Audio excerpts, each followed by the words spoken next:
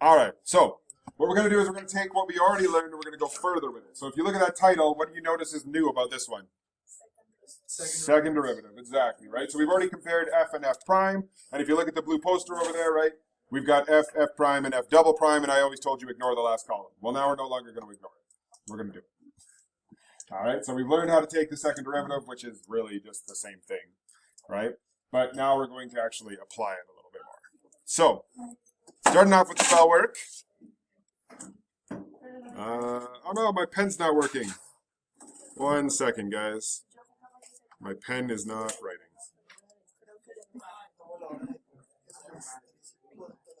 Weird. There we go. Got it. All right, so who thinks they got it can start us off? You like crunches? No. Emilio, you said you got it, right? So let's go through it, buddy. Spherical balloon inflated with helium at a rate of, what is this? V prime, good. How fast is the balloon's radius increasing when the radius is 5 feet? R, and what do we want? R prime. Good. All right, so then I need to find a formula that relates V and R, which I gave to you because I'm so nice. All right, what do I do to differentiate this, Emilio?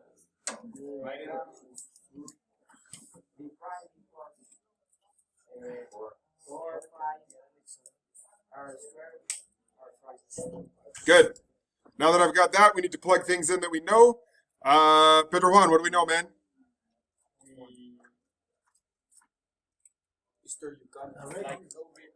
We know V prime and all we have to do is R prime. All right, so what is V prime? Let's plug it in. 33.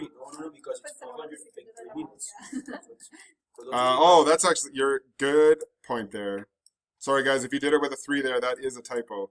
I did not catch that earlier. I'll have to change that. Sorry, it should have been 100 pi feet per minute, but good eye. So yeah, so we would just put in 100 pi. Yes, but it's feet cubed. It's just that the 3 ended up at the bottom. I'm right. The 3 ended up on the bottom for some reason. It should have been cubed. And what is R? 5 squared is? 25. Awesome. Benji, can you close the door, please? Oh, you're leaving? All right. And then what am I going to divide by in order to get R prime, guys? See you there. No, you had it right.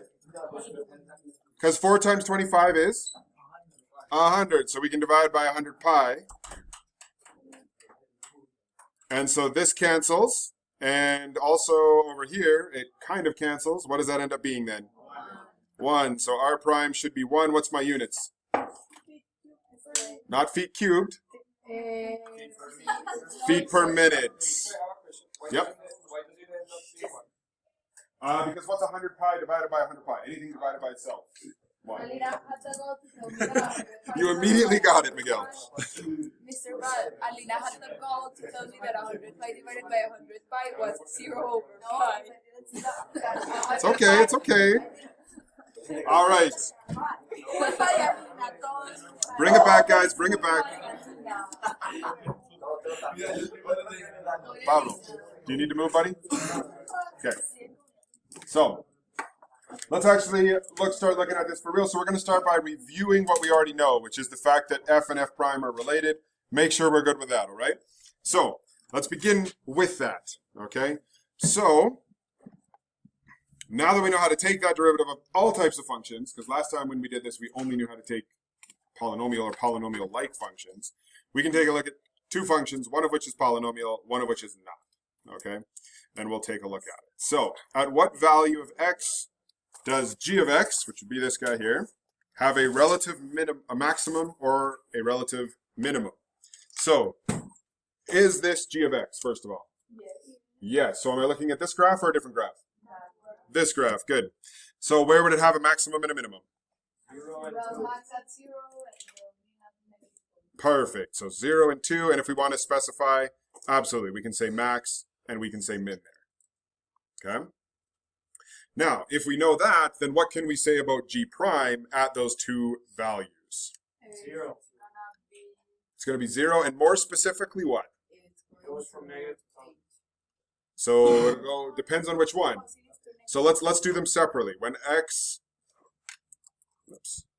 equals 0, what's going to happen to the derivative? G prime is going to do what? 0. But what is it going to do? Change sign. Positive to negative. Good. It's going to switch from positive to negative because it's a maximum, right? And when x equals 2, g prime of x is 0 again, but what is it switching this time? Negative to positive. How come? It's minimum. Perfect, right? It's got to go from decreasing, switch to go up to increasing. Exactly. Everybody remembering that? Yes. Yeah? Okay. Before we do this last one here, let's take a look at the next function. All right. So at what value does f of x have a relative max and a relative min? So again, we're looking at f of x, which I know I told you I would never do, but every once in a while we'll throw it in there. Usually we're going to look at a different graph, but where does this have a max or a min? Yeah, right here, right? At x equals -1. Good. And what is that? Minimum. It is a minimum. Now, what can be said about f prime of x at that value? Think about it for a minute. Think carefully. I think it's undefined, It is undefined. Why? because there are infinite tangent lines. Exactly. There's an infinite. Remember we talked about those hard corners where there's an infinite number of tangent lines, right? So it's actually undefined. Okay? Because there is not a single tangent line, there is an infinite number of them. So what this means is that we're going to need to change our definition a little bit from before. We said critical points only happened when? I saw you make it with your hand earlier. When it equals 0. Or when it switches, right? It doesn't necessarily have to switch because we also talked about the weird one like positive to positive, negative to negative. But now what we're going to do is we're going to say actually it could also be undefined. Okay? So algebraically find f prime of x and then perform a sign analysis of it. So if we're looking up here for f prime, let's start by just writing it down. So f of x was x plus 1 to the 2/3 plus 2. Am I remembering that one right? Yes, good. All right. So then when I take the derivative, what rule am I going to be using here? It is effectively power rule, but it's actually something else.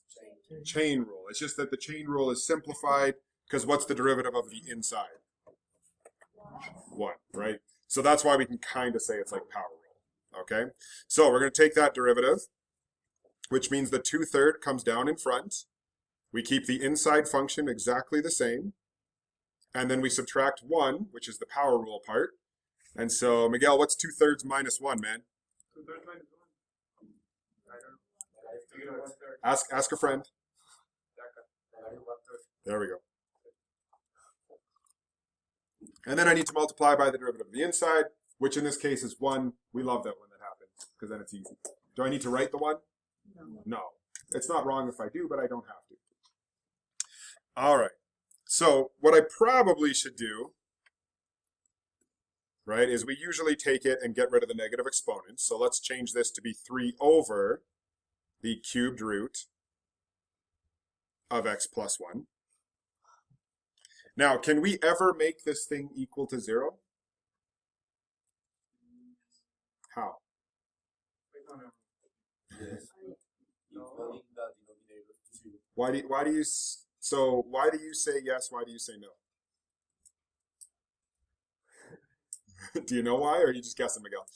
Wait. Can we make it like because we can make like the question was if we could make it equal to 0. Yep. Right.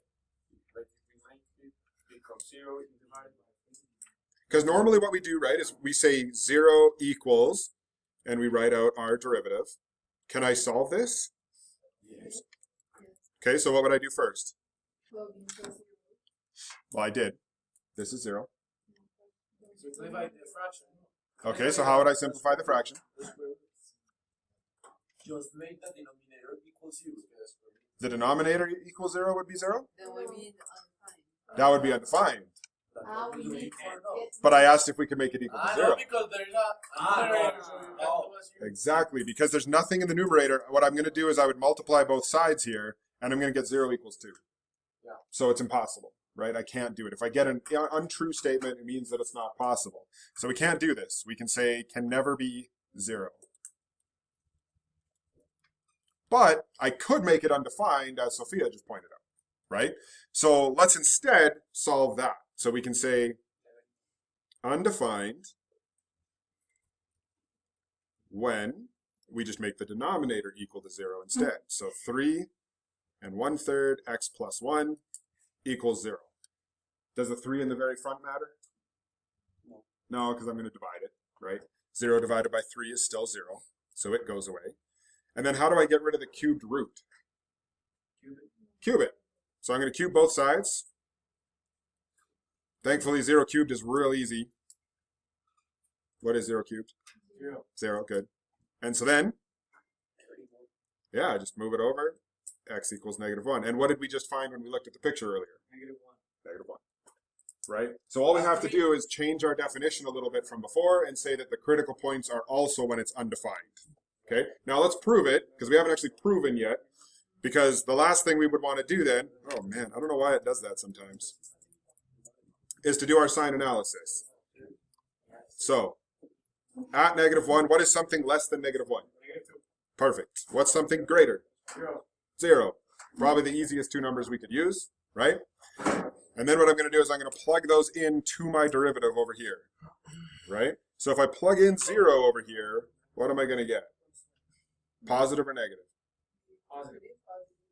Positive, right? Because obviously the top is positive. I'm going to divide it by the cubed root of 1 times 3, positive. Then I'm going to plug in -2. So -2 plus 1 is -1. Cubed rooted is -1. And at that point, we have a positive divided by a negative, right? Because we don't care about the number. We just need the sign, right? And so at that point, what is this going to be?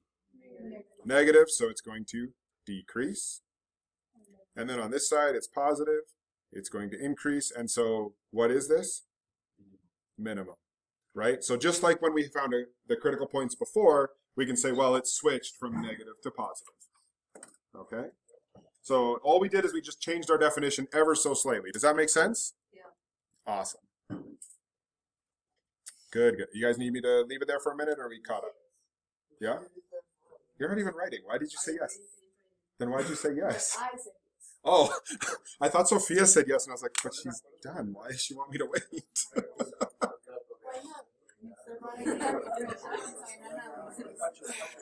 The sign analysis was hard for you?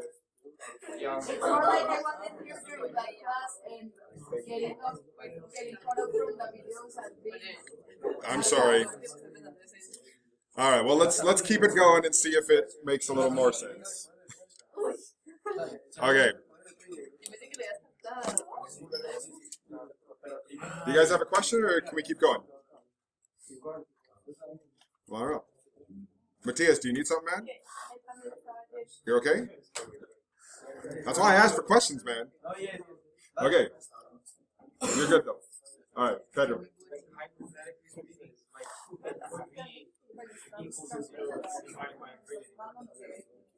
0 divided by infinity. We're going to learn later that that's called an indeterminate form. Because, again, is it 0? Or is it infinity? Or is it something else? So it's indeterminate. All right. Jack, you must know what defining a critical number is then, because you've been talking. You don't know? Oh, all right. Well, let's do it together here. So, polynomial functions deal with critical numbers. First derivative is equal to 0. However, we've also learned now that they could be when it's not differentiable, right? So in words, we talked about being hard corners, cusps, things like that. All right. Cusp is just like the hard corner, when it's like this one when it came down like that in the graph we just did. So we're going to define our critical numbers, and these are just, probably the best way to say this is like something interesting happens. Now, why am I saying that? That seems like a weird definition. Because so far, what have we learned? What could be there? We could have max and min. You guys already know those. What else could we have? Another weird case. We could have another weird case, which we've kind of mentioned. It's the inflection point. We'll talk more about them later. And then what's the one we just learned? It could also be just like some kind of cusp. It could be undefined, right? So basically what it means, because it's on the graph of the original, not on the graph of the derivative. That's why. All right, so let's change our chart a little bit from before. We did this one in unit 2.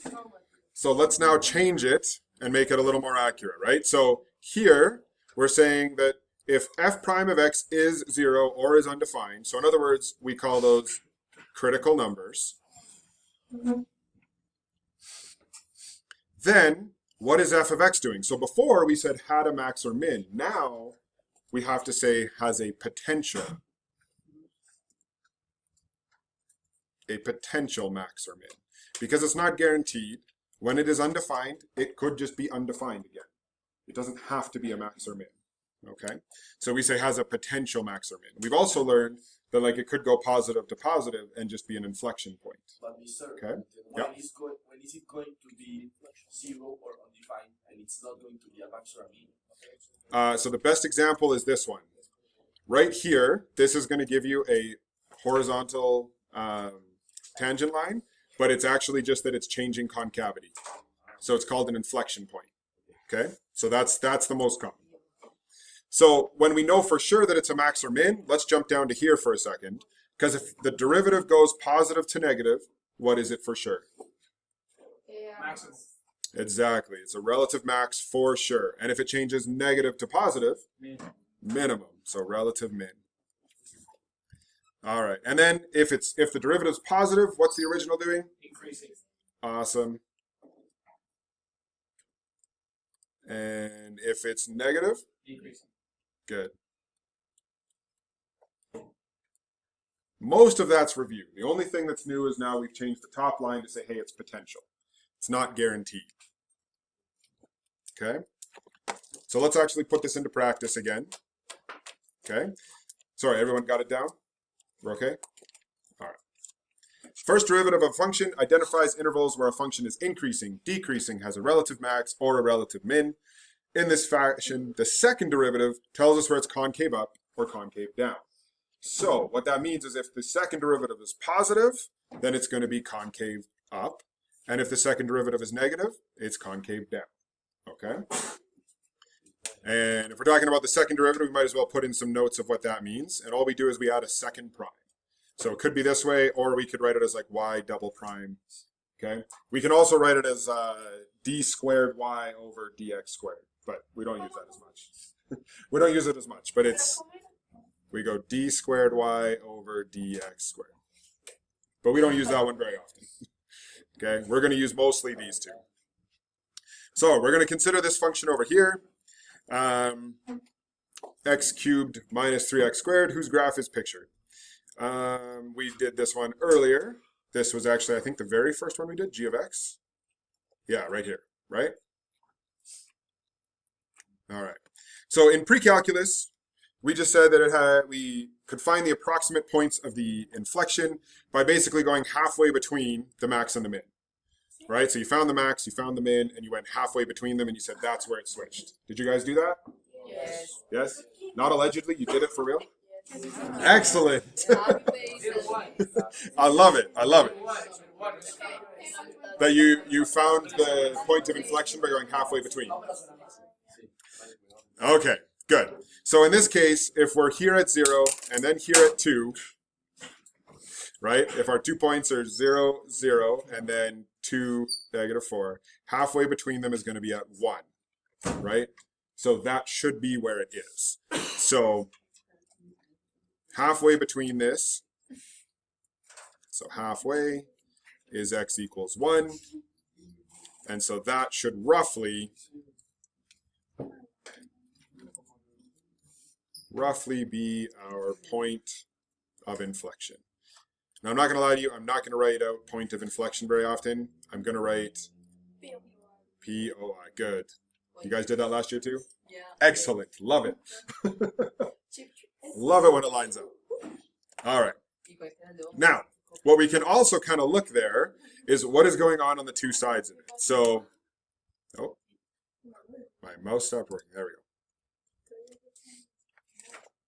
So, for instance, I can look at like what's going on here and what's going on here on either side of that point of inflection.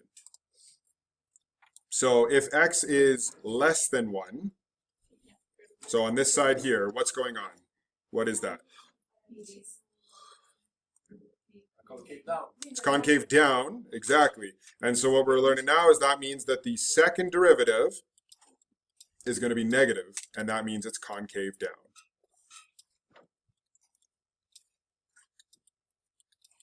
And so I can highlight that as well, so it lines up.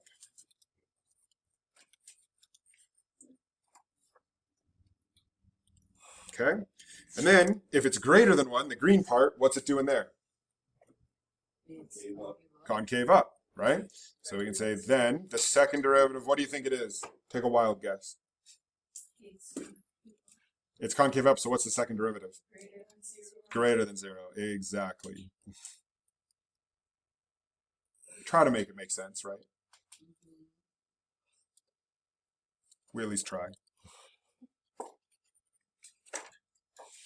Awesome. Any questions about that, or is that pretty much review for you at this point? Other than the second derivative part. All of this was review. Huh? All of this was review. No. I said except for the second derivative. Yeah. Go ahead. You should do the pass, right? I don't have the thing, so. Are we gonna do sign analysis? Oh, we do lots of sign analysis. We love sign analysis. So are you going to review it? Maybe. If needed. I thought, hang on. Oh, there it is. Okay. All right. Pertuz, you want to help us find the second derivative here? No. All right. Well, can you at least tell me what the original function was so I don't have to look it up? G of x. X is cubed minus 3x to the power squared. Perfect. All right. And we're going to ask Pedro Juan, you can give us the first derivative.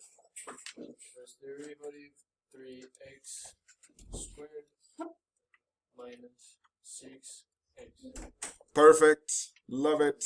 Sophia, why don't you give us the second derivative? Oh, sorry. 6x Yep. minus 6. Perfect. Exactly. Now, if we want to figure out how, like, our critical points for the second derivative, what do I make this equal to, do you think? 0. Same as before, right? So we're going to say 0 equals 6x minus 6. What does x have to be, guys? X has to be 1, right? You can probably see it without even doing the algebra, but just in case, let's move it over and check. So 6 equals 6x, divide, and sure enough, x is 1, right? All right, so what can we say then, I guess, about that point? What is it likely doing? concave up. Not necessarily. Oh, it's a point of Increasing. It's a point of inflection as long as it switches sign. So we would just want to check and make sure, does it actually switch sign? So, ¿Cómo así? Sign analysis. that's okay. So what we want to do, Paulina, listen up, is we want to check and make sure that it's a point of inflection, and it is as long as it switches signs. Doesn't matter which way it switches, positive, negative, or negative, positive. And do we So- plug this into the first or the second? The second, good question. So over here, right, I'm going to pick something smaller, 0. What's something bigger? 2, perfect. We're going to plug it into here. 0 minus 6 is? Negative is all I care about, but yes, it is negative 6. And if I go 2, 6 times 2, 12 minus 6, positive. So is that a point of inflection? Yes. Absolutely. We can say POI, point of inflection. Awesome. So then we can fill out our chart and add in our second derivative now. All right. So if the second derivative is 0 or undefined, what do we have a potential of? Yeah, critical. Which we call what? What is the second derivative? POI. Only the point of inflection for the second derivative. Okay? Yeah. So this has a potential inflection point. Why potential and not 100%? Because if it hadn't switched signs, let's say it went negative, negative, then it wouldn't be. Ah, Okay? Then what is that? So the key is like, you see how down here I don't have these split up. It's because the order it switches doesn't matter. But down here, it guaranteed has a point of inflection. No matter, as long as it switches signs, it does. So you can't just make it equal to 0. You do need to double check that it switches signs. All right, now, what about if the second derivative is positive? What did we just learn? It's The original function is concave up. Exactly. And if the derivative is negative, the second derivative, then the original function's concave down. You got it. Shall we try this on a couple of equations?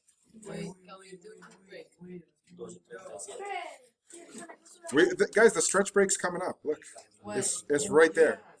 We have 2 questions. 2 questions on stretch break. Can you copy it? Just keep up and then you can check after, okay?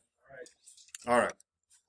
So we've got these 2 functions, and what we want to do is figure out the points of inflection and where it is concave up or concave down. Okay? So if I'm talking about concavity, what derivative do I need then? Second. So I'm going to have to take this derivative twice. Jack, take this first derivative for us, man. 4x cubed. Perfect. 12x squared. Love it. Awesome. And who have I not asked yet? Paulina. Second derivative. 12x squared minus 24x. Love it. Oh my gosh. Good. Now all I need to do is make that equal to 0, right? So 0 equals, can I factor this? What can I pull out? 12 x, exactly. So let's always factor that out first, and I get x minus 2. So now if I look at that, what are the 2 critical points there? Right, this one's 0, this one is 2.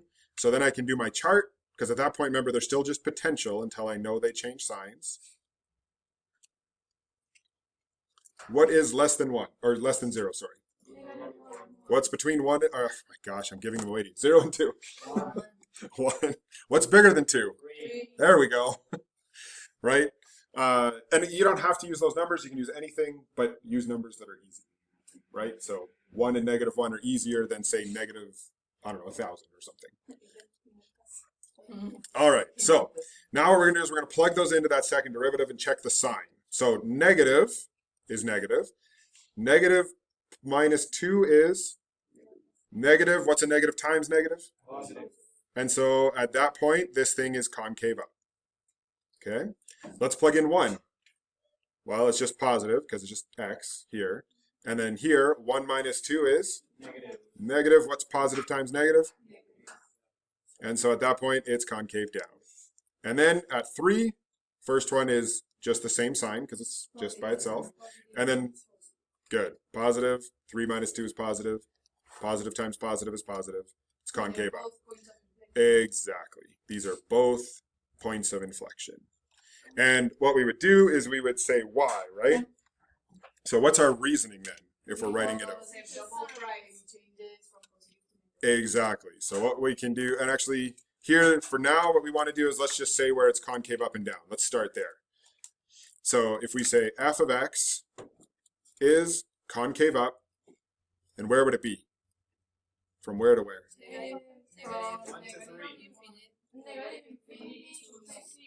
Good. Negative infinity to 0. That's this first one. What about the second one? Absolutely. Anybody have any questions about those, or does that make sense? Those 2 make sense? All right. And what's our reasoning then? Not changes. It's just positive. Because right now we're just talking about the concavity. If we want to say the point of inflection, then yes, we say it changes. Okay? All right. And then our other one is going to be f of x is concave down. And I heard someone say this one earlier, I think. When is it concave down? 1 to 3. No, not 1 to 3. 0 to 2. 0 to 2. And that one is going to be the same thing. Well, not quite the same, I guess, because f double prime is what? Negative. You guys think you can do the next one on your own? You want to try it? Yes. No, we have an E. So we said yes until we saw E. Yes. All right, so the next one is not just that it has E, guys. X is also an exponent. Exactly. Did it? Pedro, did you hear that? Oh, so you were listening. Emilio, did you hear that? Okay, what did she say? She did say something. What did she say? Alina, you want to help him out? He forgot. It's a product rule as well, right? So our next one is not just that it has E, it's also going to be a product rule, so we're going to need to take that into account. So a little bit trickier. Emilio, since you were listening so well, give us the first derivative. 2 2e to the x plus 2x e to the x. Why is that, guys? The derivative of e to the x is e to the x, exactly. So over here, this is the derivative of 2x, or u if you want to call it that, and then times v. So this is u prime v plus u v prime. Okay, Right? wonderful. But why is the derivative of why is the first derivative only 2? What do you, Valeria, what do you need? Oh. Oh, she finally has it. Okay, thank you. Yeah, I'll keep it for now. I'll take a look. Come and get it after school if you want, okay? All right, bye. Okay, sorry, I missed what you girls were saying. Apologies. We understand how that's the derivative, though? We're good? Okay.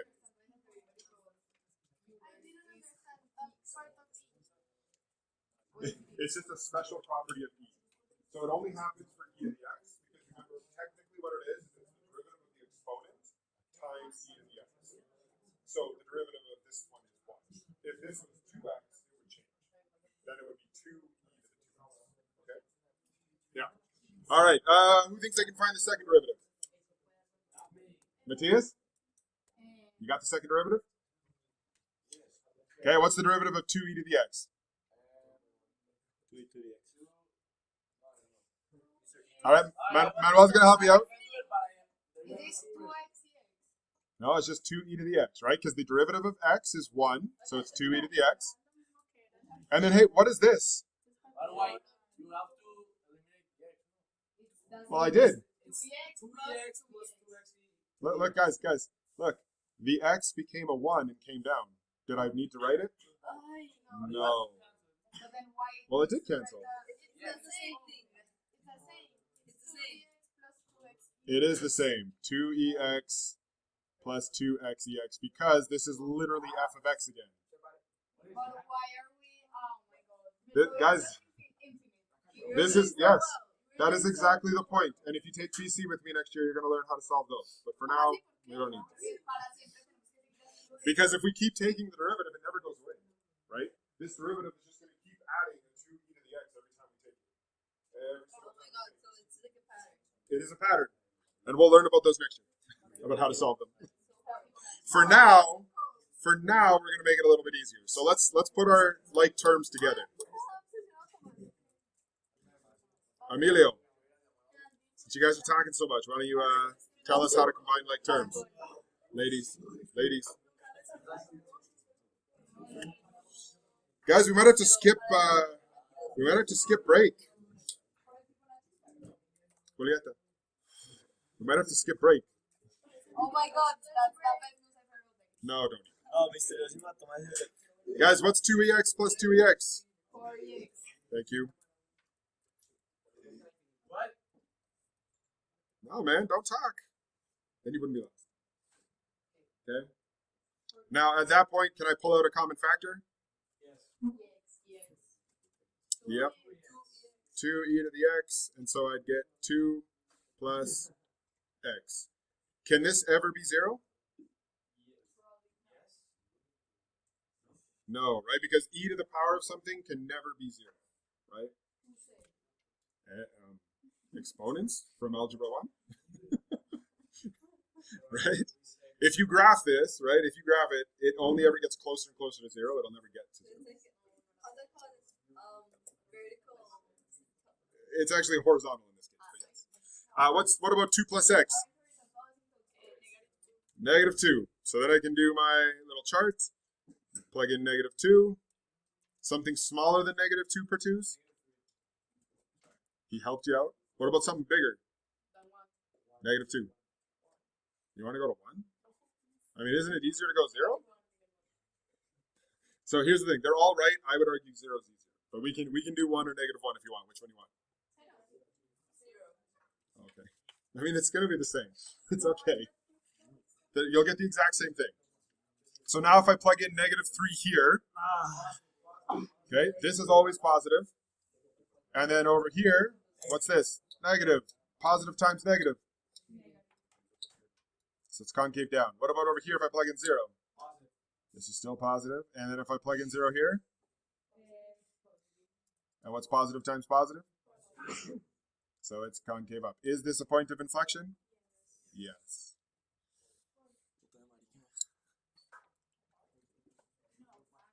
All right.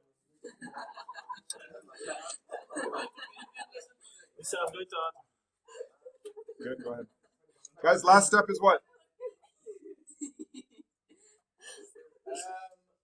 I gotta say where it's...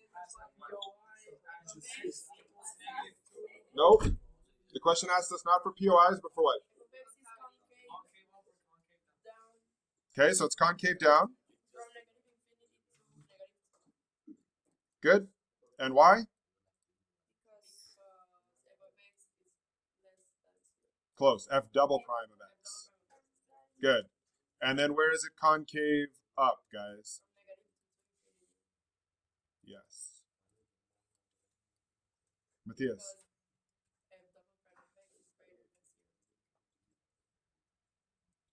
All right. I did. All right, guys, let's do the last of this one, and then we'll move on to our last topic, okay? Hey, Jack, pay attention, man. All right, so for this one, do I need to do a quotient rule, or is there an easier way to solve this? There's an easier way.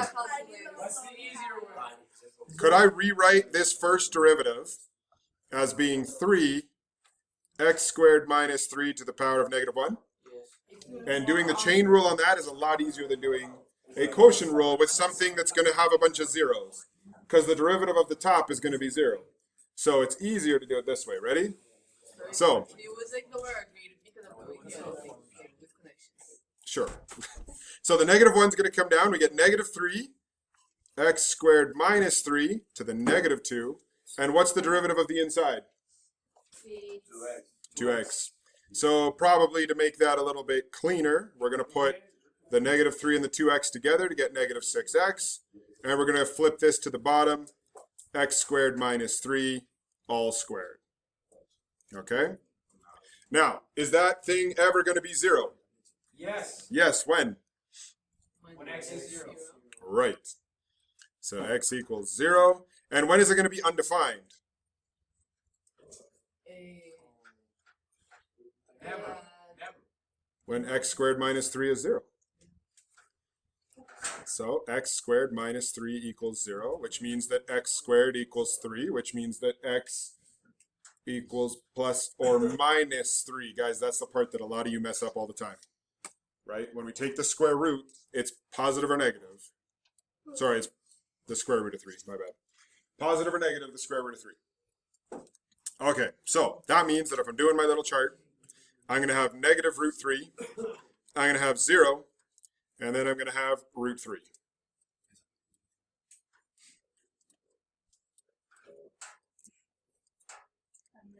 What's a good point that's less than negative root 3? -1. Nope. That's on this side. -2. What's between 0 and root 3?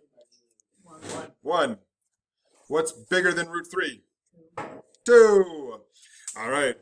So now we're going to plug it into here. So if I plug in a negative on top, it's going to be negative times negative, which is a positive. And on the bottom here, if I've got -2 squared, which is 4, minus 3, is that positive or negative? Positive. It's even easier too, because what is that then? It's squared. So anything squared will always be positive. So the bottom will always be positive. And so this is overall positive and concave up.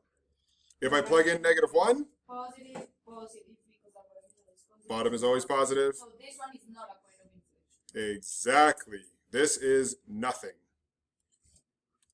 Then we're going to plug in 1. We're going to get a negative on top. Bottom is always positive because it's squared. So I get a negative, and this is concave down. So this is a point of inflection. Then I'm going to go ahead and I'm going to put in 2. Top is negative. Bottom is always positive. This gives me a negative, and it's concave down again. This is nothing. Now, let's write out all those different parts, right? So we had f of x has a point of inflection at x equals 0 because f double prime switches signs.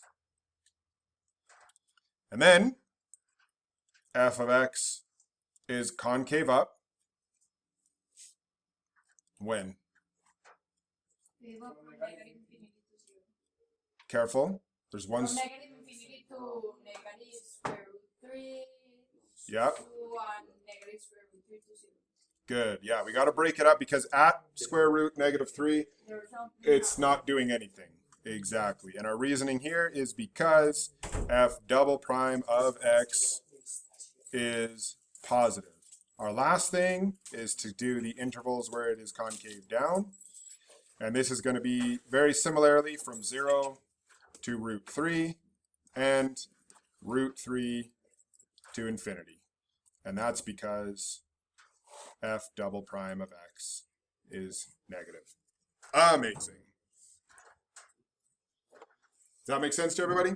Wait, Right? All it is like it's just the second derivative, so it means the reason it's positive or negative changes what it does. But it's the same thing we were doing before. Wait till we start talking about the fact that the second derivative is really the first derivative of the first derivative. Excellent. Yeah. I'm excited because usually people are like, what?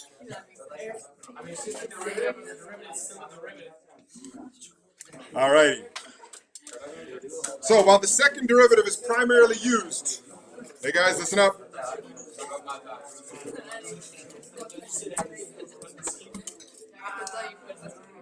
Hey guys, you should pay attention to this part. It's kind of important.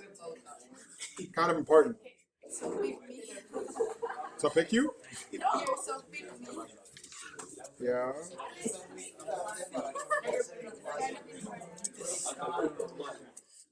Never mind. Okay, guys, points of inflection tell us concavity.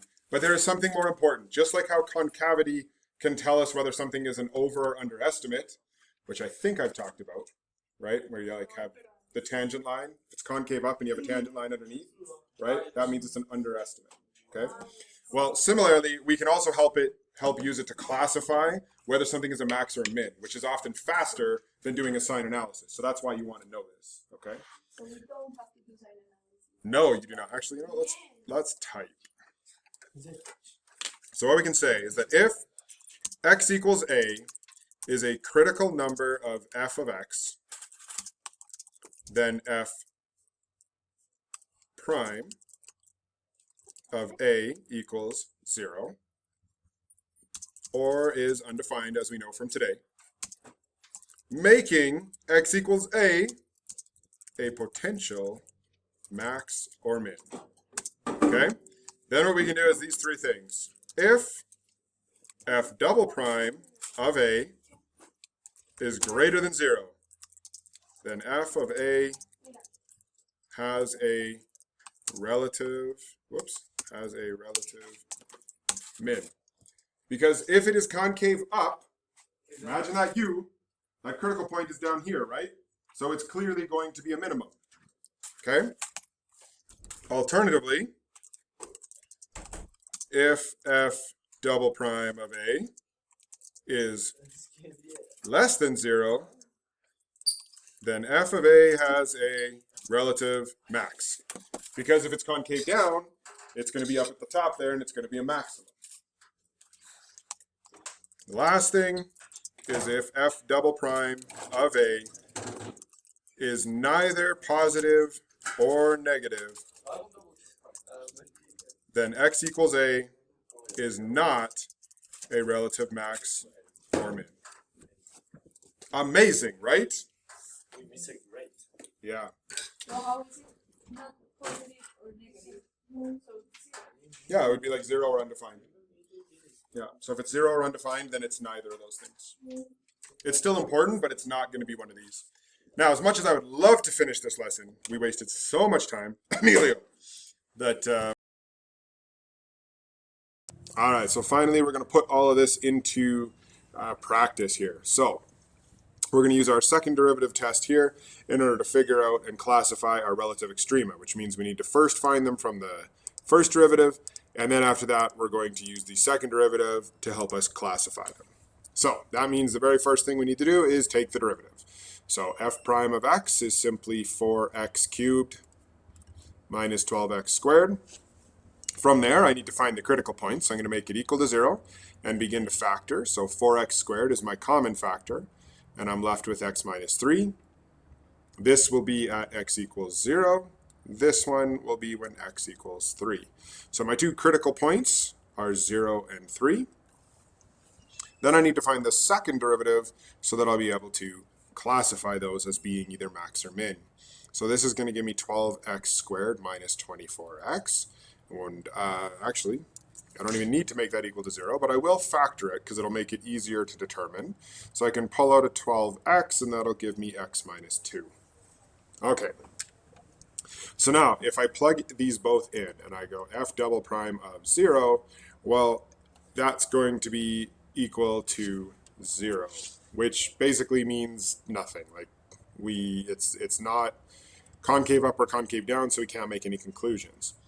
But if we plug in 3, then over here, this is going to be positive. This will also be positive, both sides of this. So positive times a positive is going to be that it's positive, so it's concave up. So what that means is that f of x, or I shouldn't say f of x, f of 3 is a relative minimum. Because if it's concave up, the critical point would be down here, which has to be a minimum. And that's going to be because f prime of 3 equals 0, and because f double prime of 3 is concave up. And so both of these things together are what tell us, hey, it's actually a relative min. Now we can do the same thing on this next one, except that this time we're going to be using some trig. So f prime of theta is going to be negative 2 sine theta minus 1. Then we need to find the critical point. So 0 is equal to negative 2 sine theta minus 1, which means that it's negative 1/2 equals sine theta. Then, of course, we use the unit circle. Sine is going to be 1/2 at pi over 6. However, it's negative in quadrant 3 and 4, so that's going to be 7 pi over 6 and 11 pi over 6. And that's just using that reference angle of pi over 6 and putting it into the third and fourth quadrants. So then from there, we need to find the second derivative so that we can then plug these both in and figure out if they are max or mins. So if I take the derivative of this, that's going to just become negative 2 cosine of theta. And so then I can check both of these. And so I'm going to plug them in as negative 2 cosine of 7 pi over 6 and negative 2 cosine of 11 pi over 6. Now, on this first one, that's going to be 7 pi over 6. If sine was a negative 1/2, then cosine is negative root 3 over 2. Okay, and then of course we can cancel out the negatives, and we can also cancel out the 2. And so we're left with just root 3, which of course is positive, which means that it's going to be concave up. And so therefore, f of 7 pi over 6 is a relative min. And our reasoning is that f prime of 7 pi over 6 equals 0. And f double prime of 7 pi over 6 was positive. Now over here, we're going to do the same kind of thing, except this time cosine is positive root 3 over 2 when we're at 11 pi over 6. So this time only the 2's cancel, and so I get negative root 3, which means concave down, which means that f of 11 pi over 6 is a relative max.